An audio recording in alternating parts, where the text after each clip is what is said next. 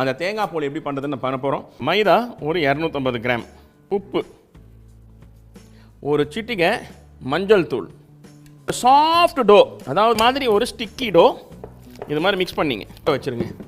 இவன் ஒரு 1/4 மணி நேரம் அப்படி இருக்கட்டும். ஒரு 75 கிராம் வெல்லம், இது மாதிரி மெல்ட் ஆகணும், இந்த மாதிரி பாகு கன்சிஸ்டன்சிக்கு வரணும். பூ தேங்காய் துருவுனா எவ்வளோ வருமோ அந்த பூ இதில் போட்டிருங்க. அந்த ஒரு சிட்டிகை உப்பு, கீ 15 தான் மிக்ஸ் பண்ணணும்.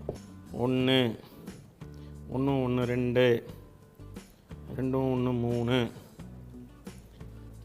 3 1 4 இது மாதிரி எல்லா இதை உள்ளே ஸ்டஃப் பண்ணிவிடுங்க. இப்போ தான் மெயின் மேட்ரே. கொஞ்சோண்டு நெய் தடவிங்க. இப்படி நெய் தடவி அப்படியே கவுக்குறோம் பாருங்க.